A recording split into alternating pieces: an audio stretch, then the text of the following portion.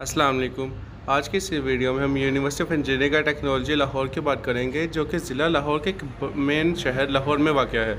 University of engineering and technology का एक और मेन कैंपस जो कि शहर टेक्सला में वाक़ है, university of engineering and technology Taxila के नाम से।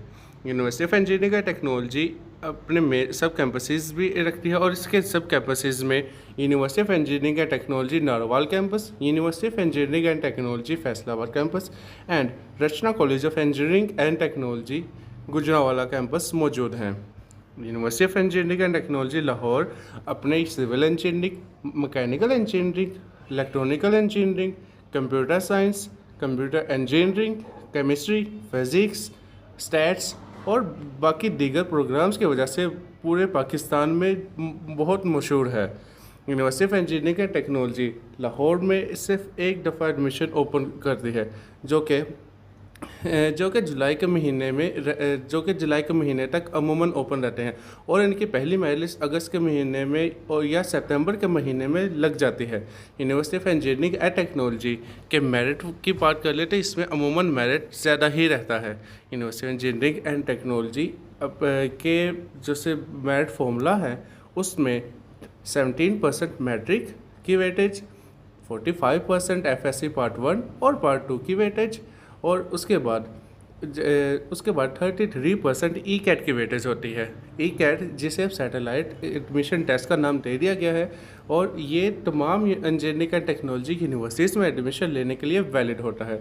और university of technology Lahore, Taxila, Gujranwala, Narowal और फैसलाबाद ये तमाम ई कैट को एक्सेप्ट करती हैं। आया कि इस साल यूटी ने ई कैट में पासिंग मार्क्स की रेशो ख़त्म कर दी गई है, जो कि पिछले साल 33% हुआ करती थी।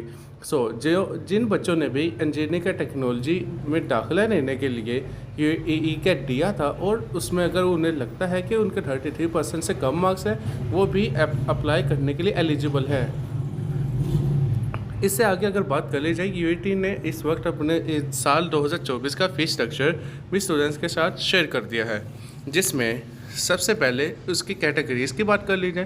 Categories A1 category, B, D, E, J1, L और P ये सब सब्सिडाइज कैटेगरीज़ हैं, जिसमें A1 पंजाब के लिए, और उसके बाद पार्सली सब्सिडाइज कैटेगरी में A2 भी पंजाब के स्टूडेंट्स के लिए होती हैं। बाकी B, D and C बाकी प्रोविंसेस के बच्चों के लिए हुआ करती हैं, और इसमें स्पेशल फोर्सेस के बच्चे के लिए, शहदा के बच्चों के लिए, आर्मी के बच्चों के लिए, सिविलियंस में मज़ीद कैटेगरीज डिवाइड कर दी गई हैं। उसके बाद अगर सब्सिडाइज में फ़ी की बात कर ली जाए, तो इसमें वन टाइम फ़ी 49,760 रुपीज़ हैं। और अगर इसमें पार्शली सब्सिडाइज की बात की जाए, पार्शली सब्सिडाइज एक्चुअली वो फ़ी स्ट्रक्चर उन बच्चों के लिए होता है जिनका मेरिट बाकी बच्चों से 1, 2 या 5% तक कम रहता है। इसमें मेरिट कम होता है, मॉर्निंग में और इवनिंग में भी क्लासेस होती हैं, लेकिन इनकी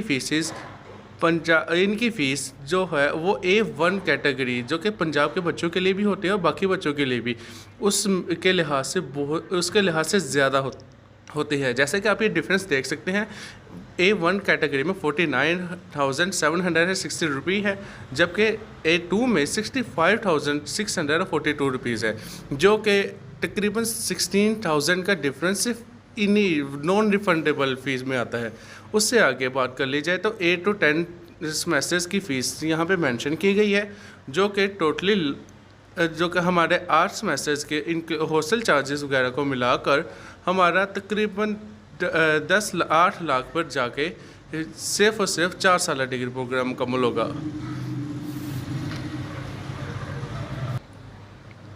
जी तो स्टूडेंट्स, इससे आगे अगर एडमिशन प्रोसेस की बात कर ली जाए, तो इसमें सबसे स्टूडेंट्स मज़ीद हम यूटी की वेबसाइट्स पर आ चुके हैं, और यहाँ पर हम अब अंडर ग्रेजुएट एडमिशन्स 2024 की हम लिस्ट देखेंगे। उसके बाद इसमें इन्होंने मज़ीद यहाँ पे जो से लिंक्स प्रोवाइड किए हैं, वो हाउ टू प्ले चलान, और उसके बाद इन्होंने एक और अलर्ट भेजा है, जो कि है प्री मेडिकल स्टूडेंट्स के लिए, जो कि इस साल कंप्यूटर साइंस और कंप्यूटिंग प्रोग्राम जैसे कि सॉफ्टवेयर इंजीनियरिंग, कंप्यूटर इंजीनियरिंग और कंप्यूटर साइंस प्रोग्राम्स, IT इन सब में दाखिला ले सकते हैं। ICS के स्टूडेंट्स के लिए इस बार ये खुशखबरी है कि वो सिर्फ और सिर्फ कंप्यूटर साइंस के अलावा बाकी जितने भी इंजीनियरिंग प्रोग्राम्स हैं, उसमें भी एडमिशन्स इस बार सिक्योर कर सकते हैं।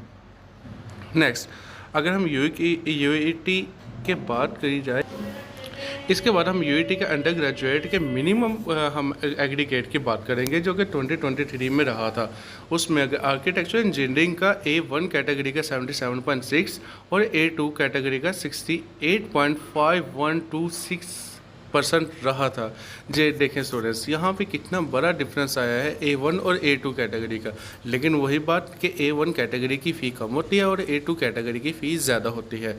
इसके बाद हम मज़ीद मज़ीद जो से मेन जो से इनके डिपार्टमेंट्स हैं उनके मेरिट की बात करें। जैसे कंप्यूटर साइंस में A1 कैटेगरी का यूईटी लाहौर का मेरिट 82.2256% था।